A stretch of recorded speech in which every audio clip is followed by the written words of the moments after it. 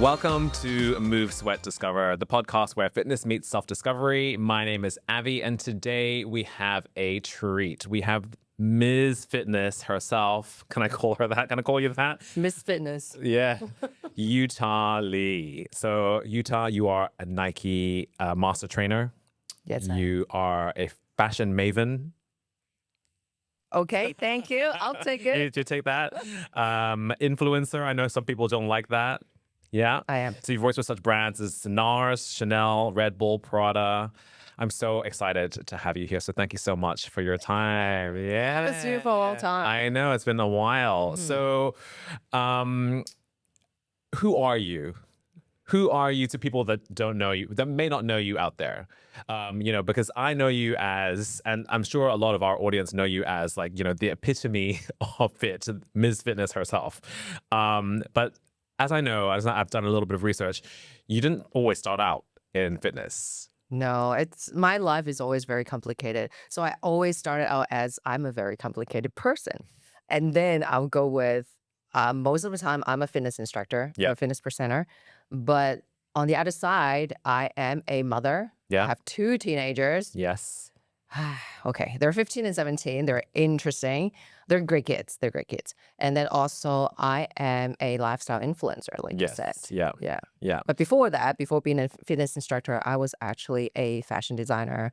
I design jewelry and I do this and do that and just having a great time. Yeah. And so if we take it back even further than, fashion designer, talk to me about Utah growing up. Were you always into movement, into fitness? Not at all. Really? Yeah, Okay. it was really interesting. The funny thing was, I always loved to dance. And then my mom put me into a ballet class when I was 6 years old, only because I just move around so much. She's like, oh, you move around so much. I put you in a dance lesson. And okay. Yeah. And that's how I start to move to dance. And then that was in primary school. And then in secondary school, I was not into sports or anything like that, but I was in all kinds of sports games. Ball games, volleyball, basketball, handball, you name it, I was there. Track, only because, well, the friend said I look badass in court, so that's why I was there. Okay. So you were into your movement, you're into your dancing. Then what was the pivot to fashion? It was really interesting. It was, again, I'll always call myself a lucky person. And after finishing secondary school, I don't want to do anything else, just no idea about my life. And my sisters asked me, what do you want to do on the weekend and stuff? Well, I like to draw. I do this and do that. You like to draw? I'll put you into design courses. Okay. And she goes, what kind of design you want? I like clothes. Okay. And she literally went to the whatever design school, got the application form, filled it out, put it in for me. And I was in design school for fashion design. Okay. And I said I'm a very lucky person. The whole class, I've very, very, very clearly remembered. We had 44 students, and I was the only one person. I was the only one who was able to actually be a designer, fashion designer. Oh, wow. Afterwards. Yeah. So that's why I said I'm very, very lucky. Yeah. And then I was in fashion design for a few years. And then What were you like as a student? I can just imagine you like kind of jumping on the tables, doing a little twirl, like with the fabric. yeah, it was classic fashion design students. Yeah. We were wearing most ridiculous outfits to school every single day. We started the trend wearing ripped jeans. We're literally like, oh, I got bite by a dog and whatever. It's just making fun. Neon colors, crazy makeup, hair, and stuff like that. I was there. But every Friday morning, the whole class would be disappeared. It's so funny because back in those days, there was a flea market on every Friday morning and we're all just going to go. So that's our school ritual. Yeah. Every Friday we're gone, but afternoon we'll be back. Yeah. Yeah. It was so fun. Yeah. And so then you kind of like made a career for yourself in designing. Did you always have like a kind of an entrepreneurial spirit to, have your own brand? Not back then. Back Mm. then was just always following orders, Okay. right? Coming from Hong Kong, Chinese culture, you follow everything. You follow this, you follow this, just never really have our own thoughts, right? Not like Western education. But, well, let me tell you how I changed from fashion to fitness. Mm. That might be more interesting. When I was being a fashion designer, it was so boring. And I had to travel to China twice a week to check on samples because we were in Hong Kong, we have the design office, but then our factories are in China, so we have to travel twice a week. And it was so tiring. And then one day I was like, fuck it, quit. Then I quit. And I got nothing to do. I just walk around on the street every day. We lived in Mongshan, but I would walk in Mong Kok for a day, go to North Point for a day. And then one day I was walking on the street, I bumped into an old friend that we used to dance together. Like we did hip hop, jazz, modern dance. Mm. And they said, hey, I'm working in a gym. They're looking for someone to help. Would you be interested? I'm like, sure, I got nothing to do. Okay, I'll do it. So I started to work at Hong Kong's first fitness chain Mm-hmm. back in, you're probably not born yet, 1997, I was 1998. I was around. I was around. Yeah, so we were there. It's called TLC, I still remember, the Lift Club. It was Hong Kong's first fitness chain, and I was doing everything in the gym. Mm. Cleaning machines, tidy things up, greeting members, folding towels, everything. It was really, really fun. Yeah. And then out of blues, one day, the club manager asked me, hey, can you teach any classes? I said, what do you mean? Like fitness classes? Because I was dancing when I was younger, right? I was, sure, why not?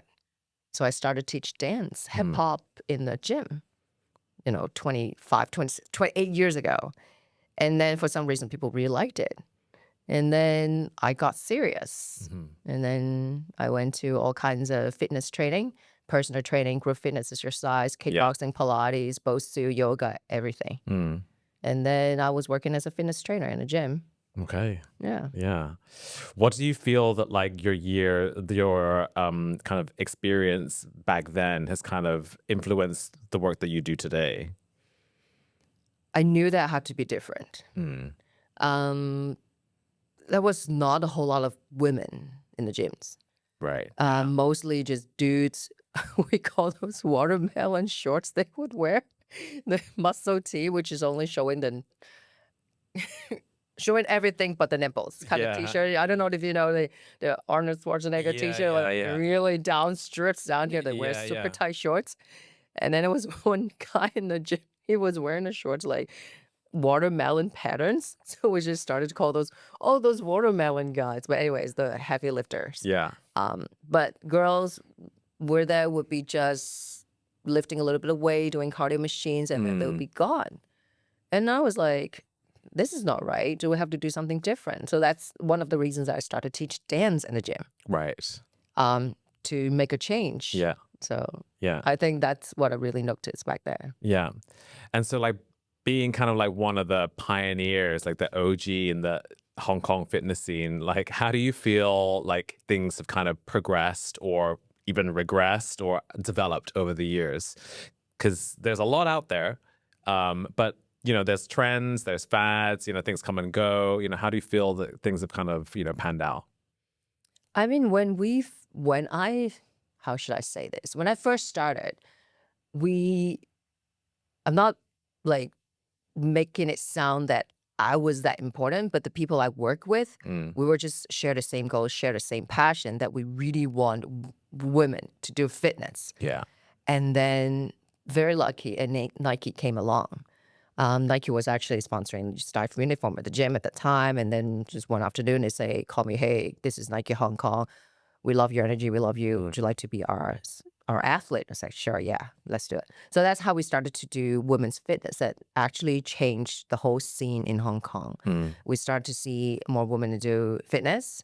We're out there, we're running, we're lifting weights, we're doing kickboxing. It was at least good 15 years of fitness that we boomed. And then it started to have a lot of different gyms going on. Pure Fitness started to go. Mm. And then work for California Fitness as well. Actually, I work for California Fitness. Fitness First, Pure, All of them. not physical, sorry. Just didn't get the opportunity. But they're great facilities. Yeah, it was, I could totally see people really into it. And, but then I feel like the last 10 years started to kind of saturate a little bit. Plus COVID wasn't helping. And then a lot of small little boutique gyms started to grow. And then I think people love to do fitness. I mean, especially after COVID as well.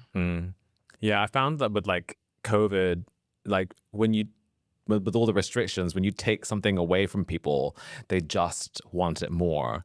And so like it was almost, I mean, I was super busy during COVID. Like everyone was like contacting me. People I didn't know were just sliding to my DMs, like train me here, train me there, blah, blah, blah. So it feels like now, whilst the landscape has changed and is changing, it feels that like people are more active. People still want to, people are even more invested in living well and moving well, which I think is beautiful to see. Yeah. And what do you think about it now? Like, let me interview you for a little bit, Evie. I think Hong Kong has changed. The fitness scene in Hong Kong has changed a lot. So, I mean, pre-COVID, I thought that there was a lot more smaller boutique studios, things like ClassPass, that kind of business seemed to be thriving. There were a lot of mom and pop studios that were, there was a lot more variety in classes. Now it just seems like there is PT studios and there's 24-hour fitness that all access kind of, like a little bit cheaper entry point, which I think is great because I think that more people are kind of starting to invest in their like strength training and kind of living well. But it seems a shame for like those smaller boutique classes, mom and pop studios, that added a little bit more of a, dare I say, creative flair to the scene. The flashing lights, that kind of thing. But I don't know. I'm more into group fitness. Yeah. Yeah. I mean, that's kind of like a lot of this, what this podcast was born out of, like I mentioned off mic that, there's something to be said about being in a group fitness class, sweating next to someone doing like 1,000 burpees. And you have that moment where you look at each other like, oh my God, this trainer is on crack kind of thing, Stop. Yeah, make us stop. Well, the most popular one is when the trainers are like almost there, and it's like that's me. I always lie in class. 10 more, but 10 more. Yeah, exactly. Let's talk about women in fitness. You've kind of obviously, again, something quite close to your heart. How do you feel that things have developed in that arena? I think it's become a norm now. Everybody's just way more equal than before. Yeah. I was training basically like a weirdo on the street before. When we were first started to promote women fitness, we did a lot of road shows. Like talking about 20 some years ago on the street. It was people like, what the heck is she doing? We're in a bra top, shorts, dancing on the street. Like people would look at us like this. And I knew that it was the right thing to do. I had a great time with doing it. So we're just push. And I think that actually started to change and we started to have more girls to do it with me. And then we had, with Nike, we did a lot of Nike women events here and there globally.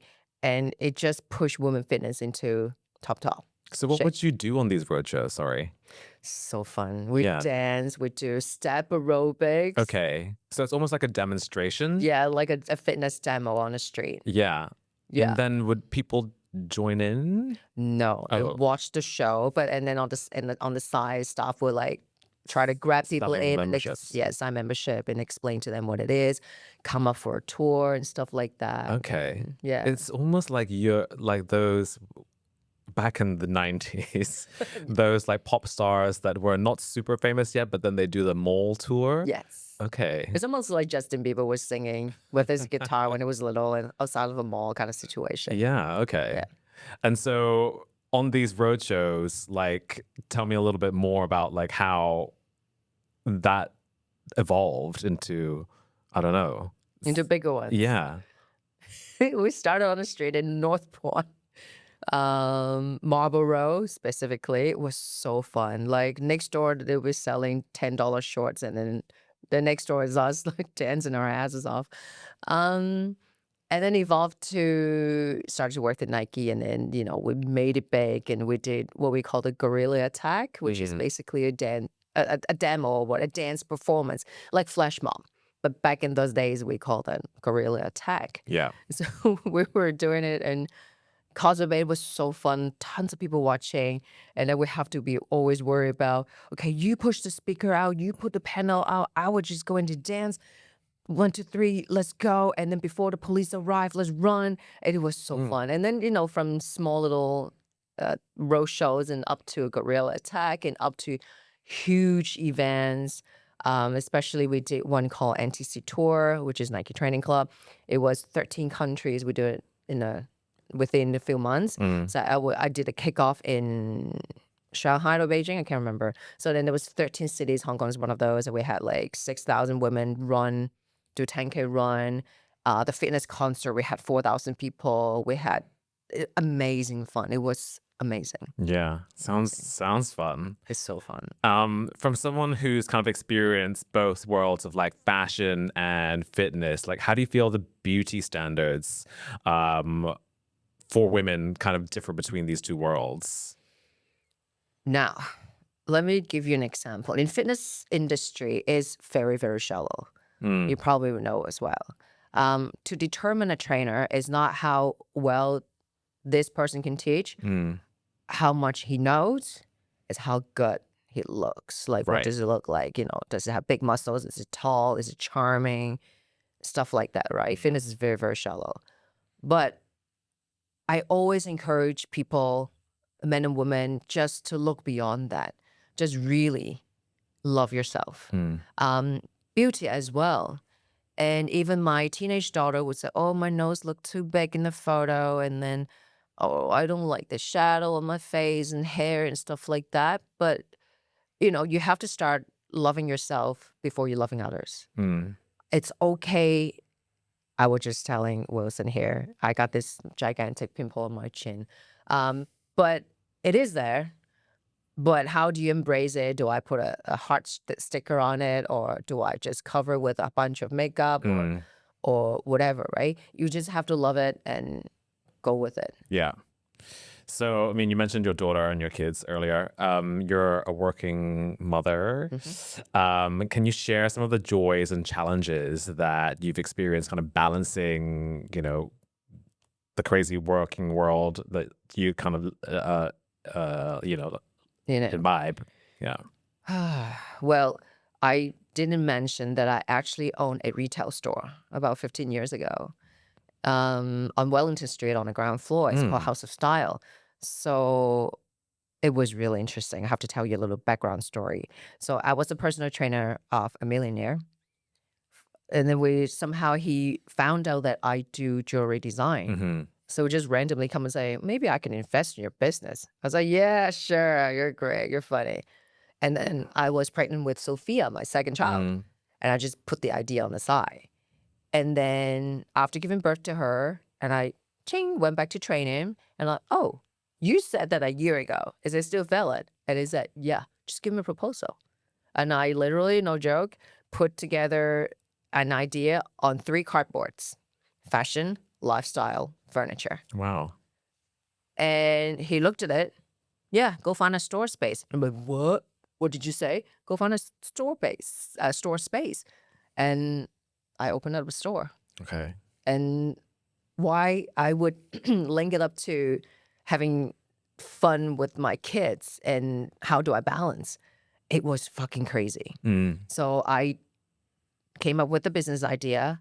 I found products, I design, I do everything. So it's basically a mini Lane Crawford. So I design jewelry, kids' baby clothes, furniture, home decoration. Yeah.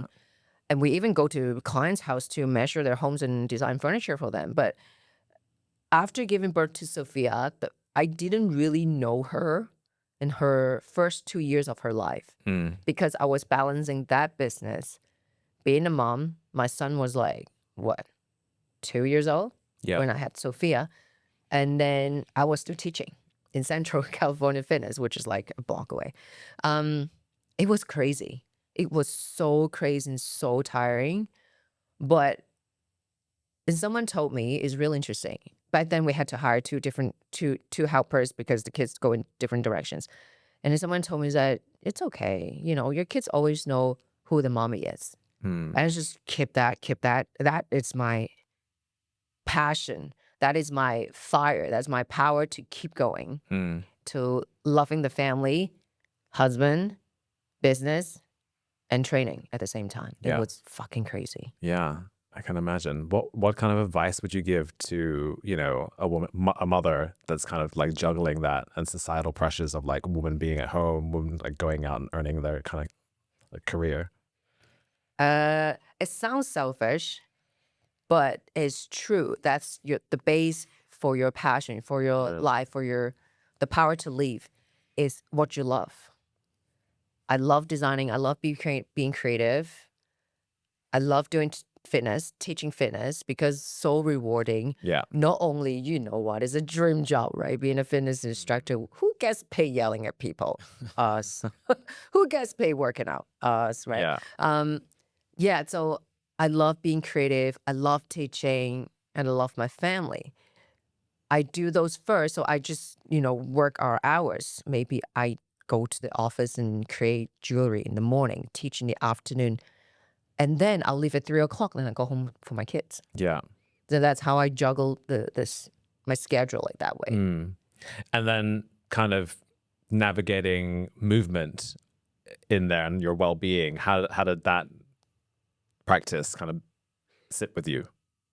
Can you ask in another way? Sorry. So, like juggling kind of career and your family life. Did you incorporate movement into your lifestyle? Like, how do you take care of you in all of that balance? I do a lot of heavy lifting physically, like, taking care, buying stuff for the store and fixing window displays. And I did it all. My assistant just watched me do it. I love it. Yeah. I mean, movement with kids. I move a lot with the kids. Yeah. We always go down to the park and we'll create games and play and stuff like this. I hope I'm answering your questions. Yeah.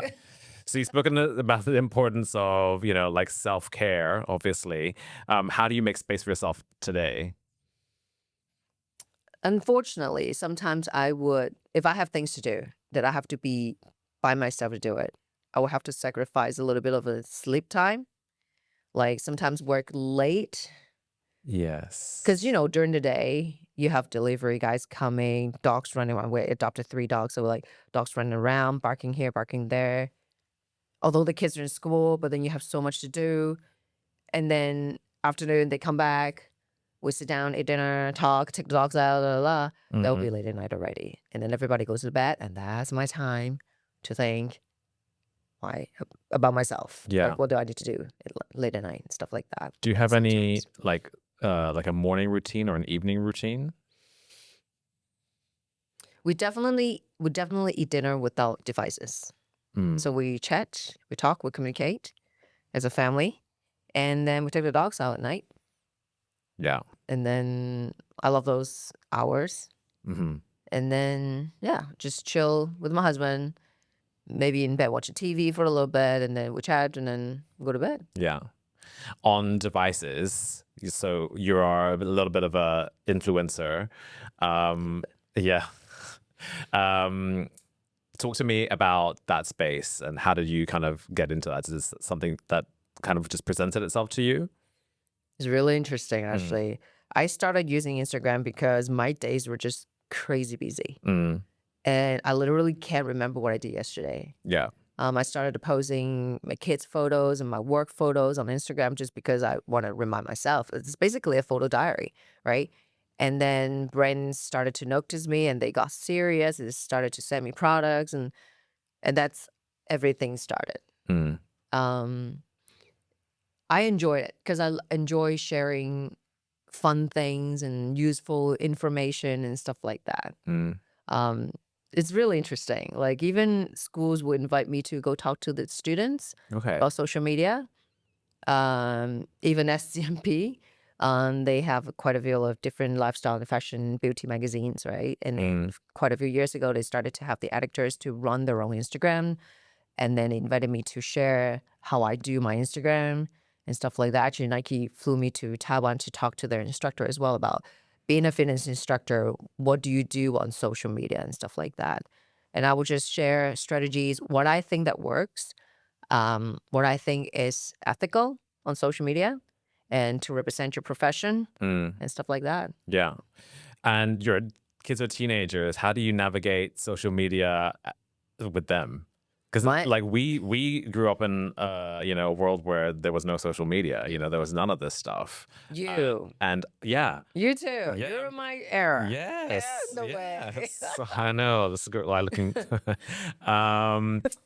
Yeah. I mean, there was none of that, and I'm super glad that I was without social media, because I don't know what kind of upbringing like I would have had. Like I just don't think I would have been able to kind of cope. I have to give my husband credit Yeah. that he's actually really tough on the kids on using devices. That's why he said no devices on dinner time at dinner time. He put restrictions on their phones, on their apps. Like they would have to, if my daughter wanted to use Instagram for whatever reason, that she would have to send him a request. He will approve it so she can use the app and stuff like that. Okay. On the weekend, her social apps are not on and stuff like that. Just Yeah. make sure that they really have human contact with their friends, right? Yeah. Yeah. Because it's all about, like, I don't know for you, but it's about like connection, obviously, to your family and to your peers. What does like connection in terms of like community mean for you? Being kind, number one thing. Being kind to each other. It's Yeah. very, very important.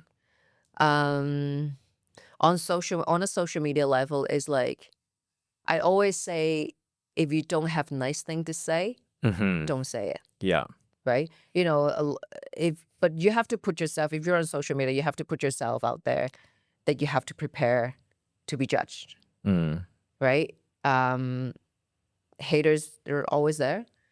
There's always a lot of behind keyboard heroes. They type shits that they just don't care. Yeah. And you just have to understand their thinking, their thoughts, Yeah. and turn it around that make them feel bad to do that to you. So I had a post about maybe 6 months ago. I was literally just saying that, oh my God, I just realized that I'm turning 50 years old next year, which is last year, which is this year. I'm turning 50 in the end of April. Oh my gosh, you look beautiful. You're amazing. Thank you. You're nice. I like you. You're nice. So I was like, the post was literally saying, oh my God, I realized I'm turning 50 next year. And then a lot of people, very, very kind, they would say, oh, you look great. You don't look like 50 at all. So, I really appreciate. And then some people would say, oh, you do. Your neck sold you out. Or, yeah, you actually look like 70. And then, stuff like that. And then I will always come back as kill them with kindness. And I would say things like, oh, yeah, I know. Aging is actually scary for me. Never been this old. Hello. Really scary. Haha. You have a good day. I always ended up, you have a good day. Yeah. You have a great time. And then a lot of people actually feel bad about their actions. They would send back a message, say, actually, Utah, I'm sorry. I shouldn't say things like that. Oh, really? I mean, it's okay. Yeah. It's okay. Yeah. Yeah. And obviously, some assholes would just keep coming back, right? So, I mean, I guess you never know what's going on in someone else's life that they're kind of gonna put this negativity out there on the internet, right? exactly. Yeah. Like, because you bring that point that I actually donate a lot of my time doing charities work Okay. for Impact HK. I'm not sure if you heard of. Hmm. Which is an amazing organization that helps out with homeless friends on the streets. Yeah. So we organize kindness walk to bring them supply and just talk and care for them. Mm-hmm. Sometimes I get emotional when I talk about this because a lot of people judge them Okay. without talking to them. Yeah. So that's not fair. Yeah. Yeah. What kind of work do they? So they basically help with like homeless people. Yes. Yeah. So we bring supplies to the park to them, Okay. just talk and stuff like that. Yeah. Why, if I can be so candid, what is the trigger that makes you so emotional about this? Because I, to be honest, I didn't do a whole lot for the organization. Yeah. I did quite a few the last 3 years because we started to have the gala dinner, which is trying to raise fund and stuff, but I helped them with the creative side of it. I joined the kindness walk. Mm. You really go into their place where they live. Mm. Yeah. And you will see their conditions. Yeah. And after all, they're like They're you and human. me. They're just like you and me, They're just right? human, just a little bit unfortunate. Yeah. And we don't know their backgrounds. Yeah. And a lot of people just judge them from there. Yeah. It could be a lot of reasons why they end up on the street. Yes. Yeah. It's beautiful to see your compassion and empathy. Thank you for. Oh, thank you. It's funny though. Like sometimes people meet me. We see each other on Instagram a lot. Mm-hmm. And then we never see each other in person. And Yeah. people would come up to me, "Oh my God, you're real." And then, what do you mean? What do you mean? I'm so real. I cry too. Yeah. Yeah. I guess because, like when we live in an age where everything is, on our phone, and you see so many people on Instagram that you've never met and you think you know them because obviously, we share. So it's lovely to kind of like humanize someone. Yeah. And my thick blonde doesn't help. People think I'm not real. And doing all this crazy robotic movement and training and stuff like that too. Yeah. Yeah. Where do you get your energy from? I do love a good can of Red Bull. No joke. Well, it started out because Other energizing drinks are available too. yes, but that's my favorite. But anyways, Yes. I started out because, because my lifestyle is so crazy, right? Sometimes I do need a boost to just want to keep going. Yeah. I have sore stomach. I can't drink 2 cups of coffee a day. So I Okay. switched to the energy drink. Okay. And that's awesome. Like Yeah. I've done all the research is not as bad as people think it is. Yeah. So that's my energy. And Yeah. also my passion in style, in fitness. It just keeps me going. Yeah. Yeah. It really shows. It really shows. Like even meeting you like kind of in passing, and then I guess like we met each other properly when we did that Red Bull shoot campaign thing together like a few years ago. Yes. Where we just literally spent the whole day running around and running and training. yeah. Yeah. And that's really what I think connects people. Movement is such a powerful thing.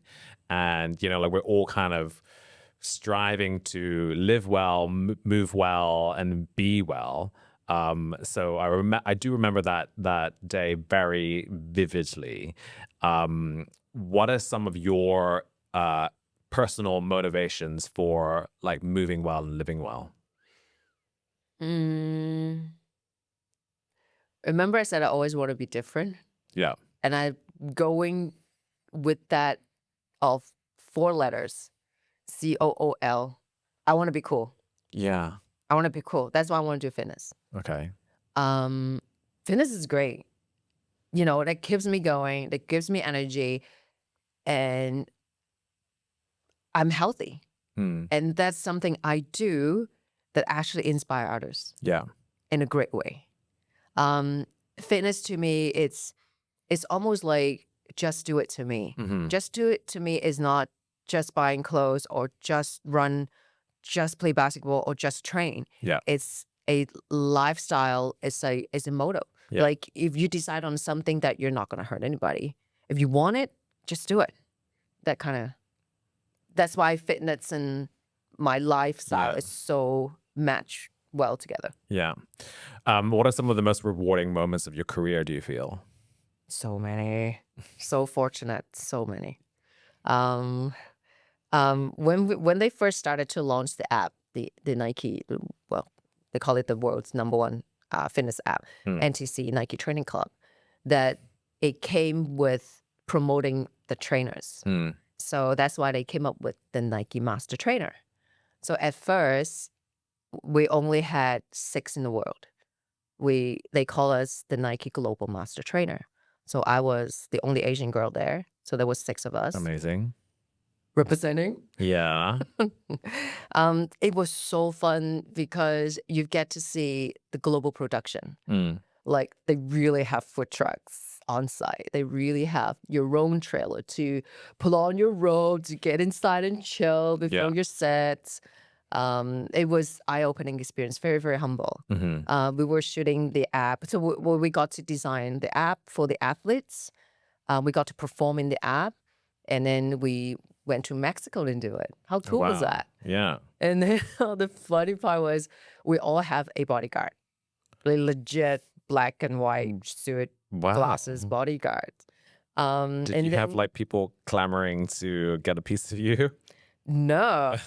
Good. Well, thank Yes, goodness we yes, didn't. you did. So, it was really interesting. You know, you see the international production, right? So when we travel from location to location, so each trainer will have a car for ourselves, and then a driver, a bodyguard facing to the front, Oh my God. and the bodyguard looking to the back. Yeah. So we were one line driving on the road Yeah. to make sure everybody's safe. I bet this is a huge global company. You don't want anything happening Yes, to yeah, us, yeah, right? Even yeah. though we're not like superstar or Yeah. we're not J-Lo or Rihanna, but they still treating us like VIPs. And then there was one point that I got still car sick.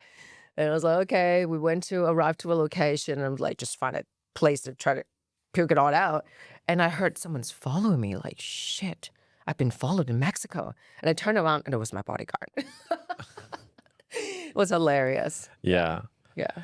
I mean, you've kind of seen all the kind of ups and downs and shades of the fitness scene over the years, and it can be competitive, would you say? What would you kind of say to someone starting out that wants to kind of reach new heights in the scene? Always being humble. Always. Always. Like I said, especially in fitness, it's very shallow. Yeah. Right? Always being humble, and that's how I treat all instructors. It's really interesting when I go to other instructors' class, and they would get so nervous. Like even last Saturday, I went to a fellow instructor's class, and I went into his studio, and he was like, "Oh my God, a fitness star is in my class!" And I'm like, "Oh." I feel flattered. I'm really, really flattered, but you know, people always started to feel the pressure and stuff. But I always being humble to learn, to share, to be friends with other instructors. I know some other instructors, they have their instructor ego. They don't want to share, they don't want to talk, they don't want to do anything with you. But I'm the complete opposite. Especially during COVID as well. I would call up instructors, say, "Hey, let me come to your gym. Let's do content together." Yeah. I mean, it's just being friendly and sharing kindness to each other. And that's so important because there's always someone younger than you, always someone more energy than you, bigger than you, prettier than you. Yeah. And getting old is not helpful. But yeah, just being kind Yeah. and humble. Yeah. I mean, age is just a number, by the way. Suck it out. Age is just a number. And I mean, look at, for example, Demi Moore. She's like reaching new heights in her career. What are your aspirations for the future? You've done a lot. You've achieved a lot. Thank you. Yeah. Very, very fortunate. Yeah. Very humble. Keep learning, I guess. Keep learning and sharing. I like that. Yeah. Yeah. Because it's like, as trainers, it's like the impact that we have on people's lives to something as simple as, someone's having a really bad day. They come to your class, they have a session with you, and then it's just, and you're the cause of that. Yeah. Yeah. And sometimes I think, when we see people are not performing their best and they're not talking, it's okay. You don't have to drill into it. And, we all have different background stories. Yeah. It's like you're coming in from a bad day, you're coming in, Exactly. whatever happened to you, right? Yeah. Just be kind. Yeah. What kind of trainer are you? The kind one. So if you're One. so if you're like 10 burpees and someone does like 9.5, you're not like, get down and give me one more. My mouth would say it, but my heart is say it's Okay. okay. Just So do your best. Good cop, bad cop. You're a good Yes. cop. Yes, I am. Okay. People always call me the devil trainer. In Cantonese, they call me the Mo Boy Gao Lin, which is like a devil trainer, so badass and stuff. But I'm not actually a very nice person. Yeah. What is your favorite type of movement? I love doing HIIT. Okay. So you're the Yes. same, right? Yeah. I love like the high intensity stuff. I can do low intensity, but I find it challenging to balance my yang. The yin is there. The yang just sits right above, looking down, going like, come on, catch up. Come on, let's go. Yeah. What have you learned just about yourself over the years through movement? I can always be better. I could always be better. And just keep looking up.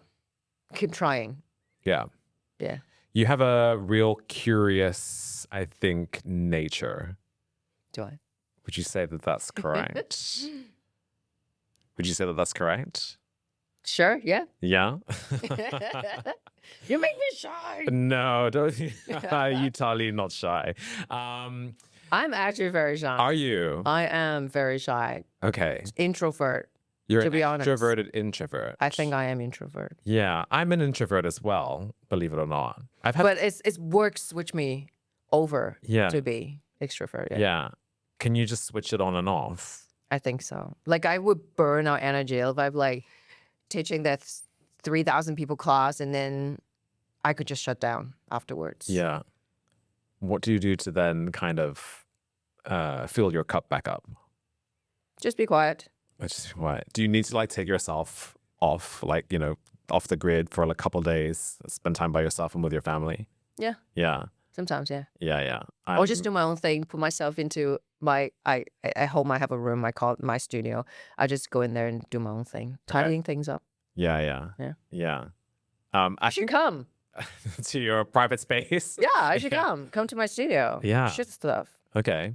I feel that a lot of instructors are actually introverts. A lot of social media people are actually introverts. Yeah. It's very interesting when you meet them in person. Yeah. They don't talk. Yeah. I've had like a, not a fight as such, but like a heated discussion with my sister. I told my sister that I was shy, or it kind of came up in conversation, and she's like, "You're not shy," and I was like, "Yeah, I am. I'm an You are, introvert." I And think she was so. like, "No, look at the stuff you post on social media," and I was like, oh, "Those are just The ultra ego. easy to That's Lady Gaga. yeah. That's my Sasha Fierce. Yeah. Okay. You are shy, I think. I am. Yeah. Which is why I think that this podcast scenario is really good for me. Yeah. It's putting myself out there That's good. in a vulnerable way. And I'm really big into, at the moment, leaning into vulnerability. Because I think that that's the only way that one can grow. No, not the only way. Tell me One of more. the ways. Tell me more. Well, I'm shy, and I've always withheld my voice and always listened to other people and always followed other people. But I feel like my voice is, I feel shy now. But I think leaning into that vulnerability of like being shit scared to talk and use my voice, there's no way around it. There's only through. I think the only way is through. And I know that to speak is going to just make me better. Yeah. Yeah. And express yourself. And express myself. And maybe you should try to dance. Dance is a great way to express yourself. Dance is a great way. You say dance. I agree. So this is, again, I'm like making myself vulnerable here and showing how much of an introvert I am. The last couple of New Years, I feel like this is my podcast now. Well, it is your podcast. Hello. The last couple of New Years, I've spent it by myself. And upon midnight, I will just put on a song really loud in my AirPods and dance. in the airports. Yeah. And just, like lose myself in the music. I don't care. Well, no one's watching, obviously, because I'm by myself in my apartment.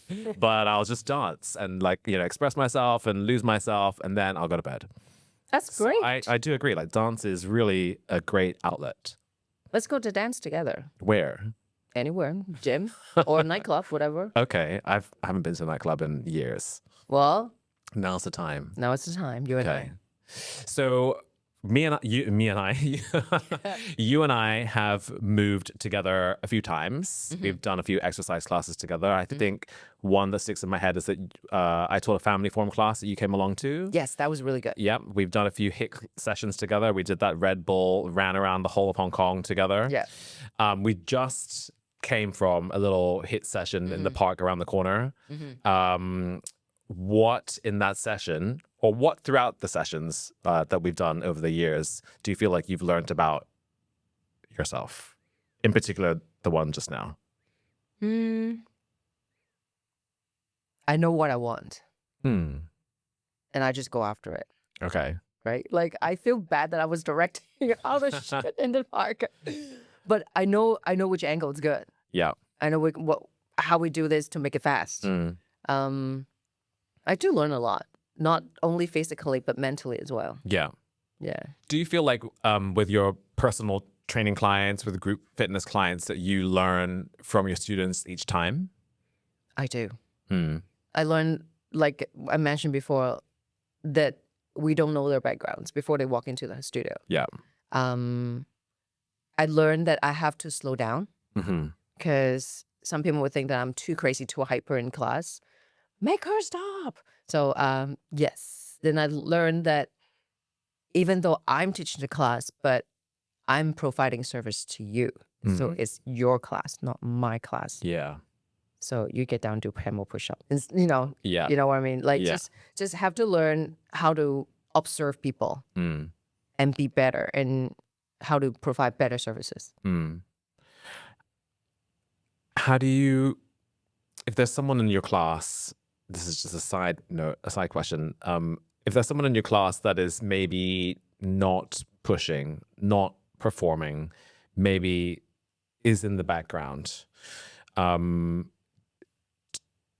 do you have any techniques that you kind of bring them out of their shell a little bit? Or are you like, I'm going to leave them to do whatever they're doing, even if their form is incorrect, or, do you know what I mean? Yeah. Yeah. It really depends on the class size and the people in the class, though. Like if everybody's so hyper and pushing through and that person along at the back is not doing that much, it could be a whole lot of different stories for that person. It could be his post-injury. He's just super upset today. He didn't want to miss out. Maybe he's actually sick. He's heartbroken, or a lot of different reasons. But usually I'll look at them, and sometimes when I walk around the class, I'll like cheer them up, pat them on the shoulder, just give them a little something that I don't even need to say. Yeah. They know that I'm care. Yeah. I'm caring for them. Yeah. And that's all that matters. Yeah. Maybe it's just shy, Yeah. like you and I sometimes. I teach a HIIT class, a weekly HIIT class. There's a lot of people in this HIIT class. Like I think that the most is probably 30 people in the room. So sometimes someone in the corner will get a little bit lost. And I find that it's those people that are maybe new, they just want to come and move. They're not doing like, they're not at the front of the mirror kind of being, like all like jazz hands, whatever, like I am, like you and I are. But I try and go around to everybody, and if I notice that someone's kind of almost like kind of shying away, I will do a song and dance in front of them, or do you know what I mean? Like I'll push them extra harder, like 1 2 1 2 1 2. And I notice that there'll be a moment, a little moment of connection.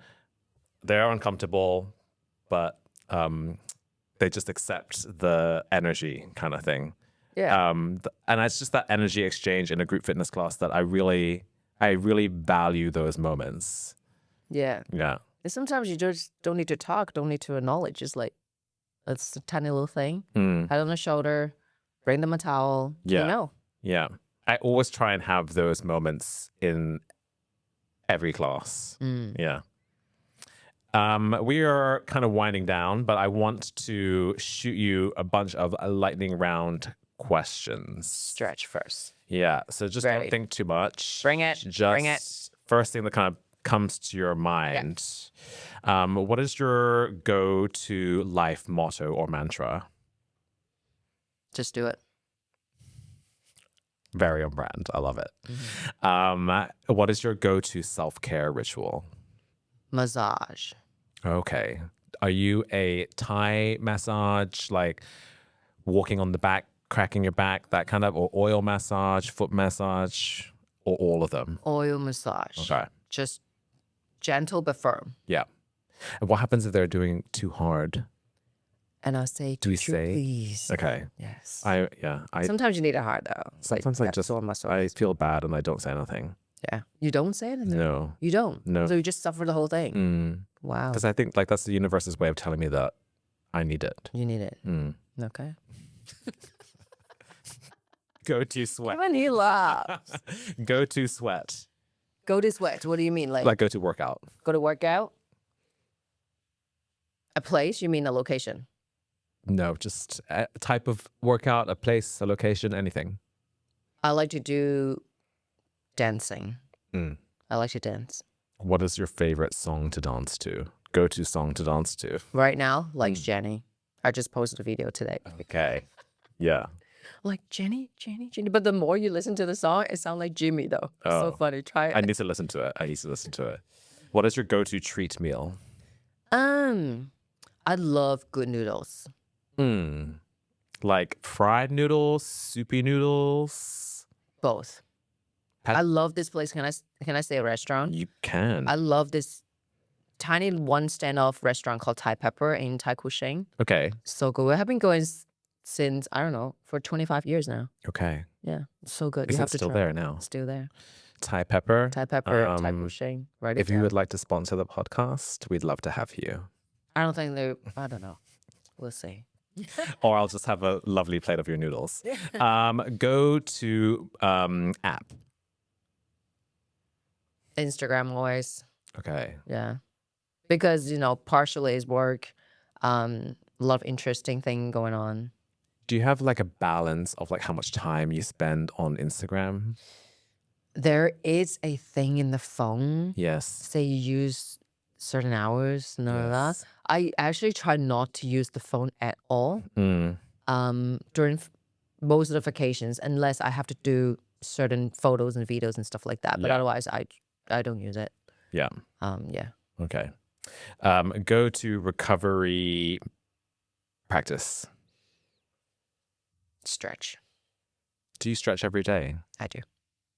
Especially the best time is, I always tell people, the best time is you have your shower at night, your body's nice and warm and clean and smelling great, and stretch on the bed.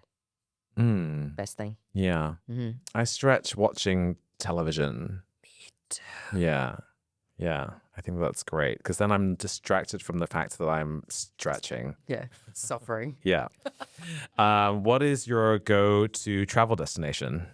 I love Thailand. We're going to Koh Samui soon. Okay. Easter. Yeah. Thailand is always having a moment, but it seems to be having its moment extra at the moment, if that makes sense. No, but it's okay. I still love you. Yeah. Yeah. No, I mean, like, I'm just saying, like, the White Lotus is just, Oh my God, we watched White Lotus too. it's good. Lisa. Yeah, it's great. What is your go-to music playlist? Actually, funny to say, my people always say, my people means the people come to my class. They always say they love my playlists. I love listening to R&B, hip hop. Any choice artists? A whole lot. I do love Justin Bieber. Oh, I yeah. think he's very, very talented. His music's great. Although a lot of Yummy. people saying a lot of negative things about him, but I respect him so much. Yeah. It's great. Yeah. Yeah. It's just an unfortunate artist being under the microscope. That's it. Yes. It's whenever they're young, right? Yeah. Yeah. We're stupid. We do stupid stuff. It's just everybody's watching you. Yeah. It's very, very unfortunate. Yeah. What is your go-to fashion era? Sports chic. There's no era. Just Oh, sports chic. Okay. Yes, you epitomize. Okay. So what is next for Utah Lee? I want to do more creative stuff. Mm. I don't know. I might realize that I can't do fitness that long anymore. I don't know yet. I like to do more creative stuff. Like last year, I was very, very fortunate. I landed 2 jobs that I actually produced and direct commercials Mm. for. I actually did quite a few last year.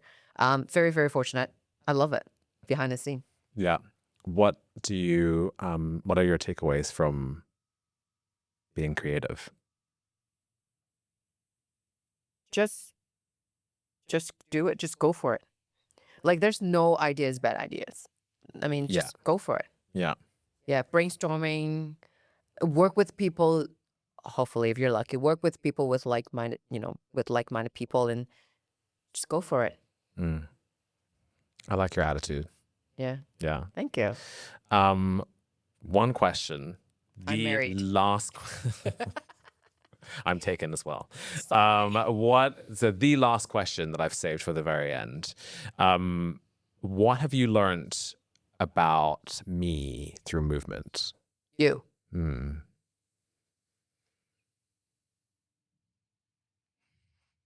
Bye. You are actually now at first, to be honest, on social media, you look too cool for school. Mm-hmm. But I learned that when we train together, that you're actually quite warm and you're nice. You can tell all of that from a burpee. Yes. Burpee and the running on the staircase. Yes. Yeah. And your family farm. Yes. Yes. Yeah. Thank you so much for your time. No, thank you for having me. Utah, I think that you're also, I think that, your exterior on social media, I think everyone thinks that, you're this hard nut, strong, tough, and you are all of those things. But I think at the heart of who you are is a beautiful soul. You have a lot of empathy, you have a lot of compassion, and I'm so happy to be connected with you and have connected with you today. So thank you so much for your time. Yes. Yeah. And adopt a lot of dogs too, if you could. You know what? That has been on my mind recently. Please do. Yeah. What is your favorite what is your go-to dog? Just mongrel dogs, Hong Kong village Like a mutt? dogs. Just mongrel dogs. Yeah. Okay. Yeah. Just go to adoption centers. Okay. It's so fun. I judge a dog by its face. Yeah.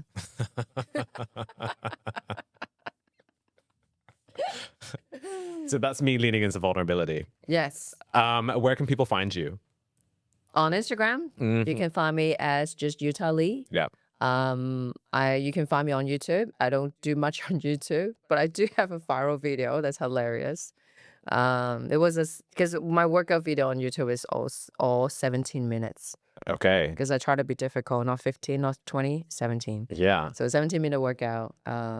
Yeah. Okay. Great. You can find me there. I will. Do you want to email me?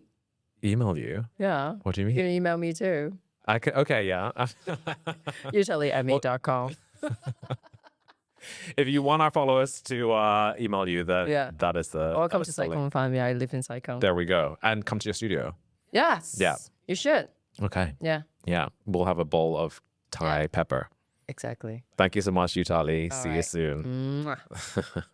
Thank you for joining us on this episode of Move, Sweat, Discover. If you liked the episode, please subscribe and write us a 5-star review. See you next time.